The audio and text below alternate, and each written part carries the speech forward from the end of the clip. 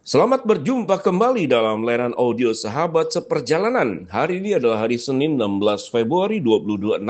Tema renungan saat teduh kita dengan judul Mengapa Allah Mengutuk? Firman Tuhan terambil dalam Yeremia 11 ayat 3 sampai dengan keempat. Demikian bunyi firman Tuhan. Katakanlah kepada mereka, beginilah firman Tuhan Allah Israel. Terkutuklah orang yang tidak mendengarkan perkataan-perkataan perjanjian ini yang telah kuperintahkan kepada nenek moyangmu pada waktu mereka kubawa keluar dari tanah Mesir, dari dapur peleburan api, dengan berfirman, dengarkanlah suaraku, dan ia melakukan segala apa yang kuperintahkan. Lakukanlah segala sesuatu yang kuperintahkan kepadamu, maka kamu akan menjadi umatku, dan aku akan menjadi Allahmu. Mari kita berdoa. Bapa yang di dalam surga, kami ingin belajar kebenaran firman Allah yang terasa sulit untuk kami mengerti, namun firman-Mu menjelaskan secara mendalam. Dalam nama Tuhan Yesus kami berdoa. Amin. Shalom sahabat seperjalanan yang dikasihi Tuhan.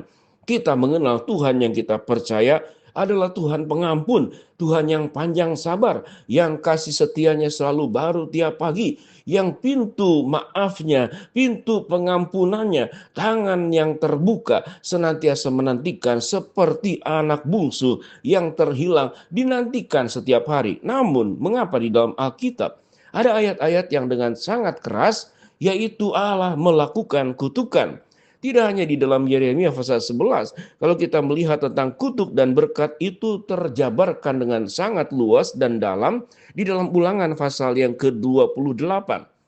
Sebelum kita memahami lebih jauh apa yang dimaksud dengan kutuk Allah itu mengutuk, mari kita melihat tentang orang tua. Dan kalau orang tua mengasihi dan mencintai anak-anak, maka biasanya yang sangat mudah adalah orang tua yang mengasihi dengan kelembutan, membolehkan apapun yang anak lakukan. Lalu kemudian kutukan itu adalah bersifat tentang sebuah penjelasan antara baik dan salah, itu jelas batasnya, jahat dan benar jelas batasnya, suci dan berdosa jelas batas-batasnya, antara yang najis dan antara yang kudus itu jelas batasannya. Kalau berbicara tentang kutuk adalah pemahaman pertama adalah batasan.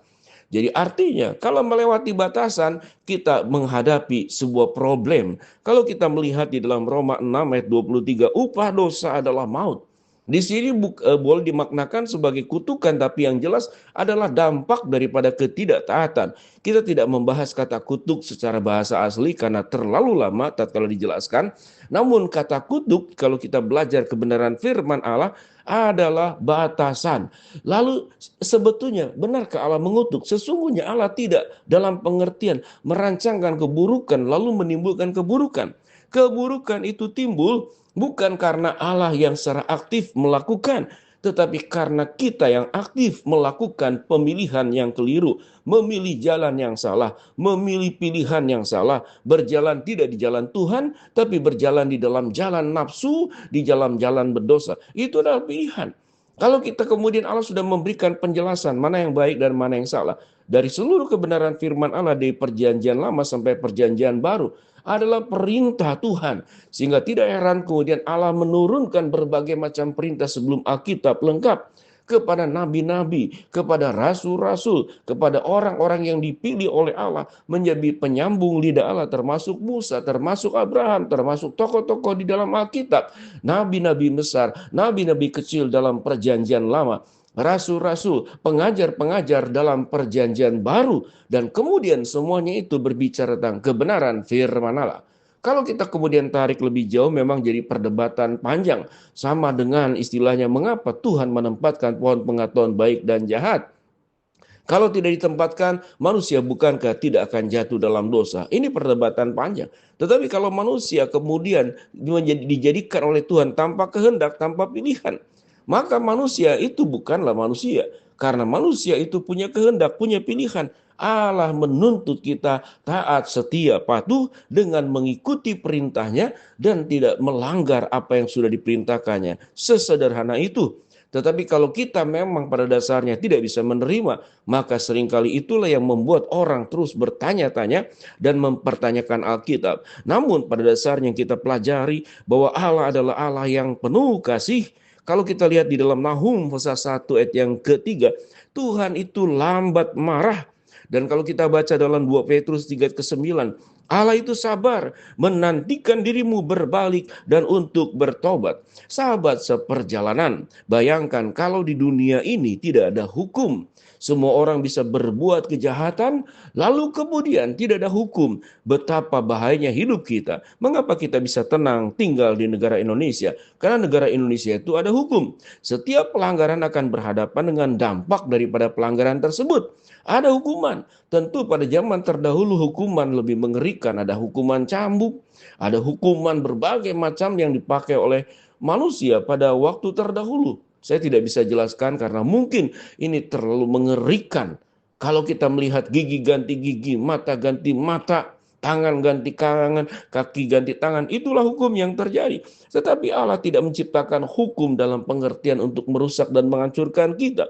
Hukum itu untuk mengingatkan kita tentang batasan yang tidak boleh dilanggar. Sahabat seperjalanan, hukum untuk hidup sehat, maka makanlah dengan pola makan yang sehat. Tatkala kemudian hukum itu kita langgar, kita makan sembarangan, segala semua yang tidak diperbolehkan, tidak melihat lagi usia, kita makan semaunya.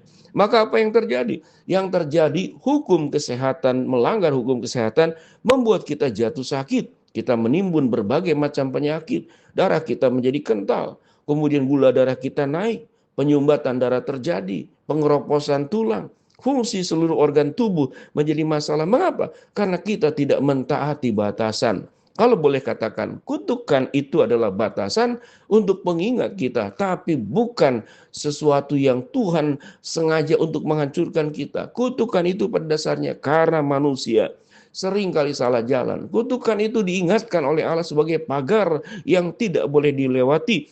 Pintu yang terkunci, engkau harus hidup dalam kebenaran. Jangan mencoba engkau untuk membongkarnya, membukanya, dan melewati dan melangkahinya. Kalau kita berbicara pada akhir zaman, hanya ada dua tempat, hidup yang kekal di surga atau kemudian kematian kekal di neraka. Itu adalah batasan. Batasan itu jelas. Sehingga selama kita hidup di dalam dunia, Allah sudah menyatakan kasih-Nya. Engkau perlu bertobat seperti dalam 2 Petrus 3:9. Allah sabar menantikanmu berbalik dan bertobat. Maka lakukanlah semuanya itu. Allah sudah menebus kita tanpa kita berbuat baik, sudah memberikan jaminan hidup yang kekal, keselamatan. Maka perbuatan baik setelah kita percaya kepada Kristus adalah bentuk anugerah dan kasih setia Tuhan yang kita ungkapkan sebagai bentuk ucapan syukur, tidak selalu dalam bentuk persembahan. Tapi hidupmu yang kau persembahkan kepada Allah sebagai persembahan yang kudus, yang hidup, yang berkenan kepada Allah, maka itu adalah ibadah yang sejati. Mari kita melihat, kalau memang ada kalimat yang seakan-akan begitu keras kepada kita, Allah mengutuk, sesungguhnya dasar daripada Allah menyatakan sebuah perintah, sebuah pengingat kita tentang kutukan, karena dasarnya Allah adalah mengasihi, mencintai kita, memaafkan kita, mengampuni kita. Oleh sebab itu, Allah sabar, Allah menantikanmu berbalik dan bertobat. Mari kita berdoa. Bapa dalam surga, terima kasih buat kebenaran firman Allah yang kami pelajari. Hamba-Mu berdoa buat sahabat seperjalanan yang sakit, Tuhan jamah sembuhkan, yang sedang menghadapi masalah, Tuhan bukakan jalan, yang sedang berdoa mengharapkan sesuatu, Tuhan kabulkan sesuai dengan waktu, rencana Tuhan yang terbaik. Di dalam nama Tuhan Yesus kami berdoa. Amin. Shalom, Tuhan memberkati, Allah mengasihi saudara sekalian. Amin.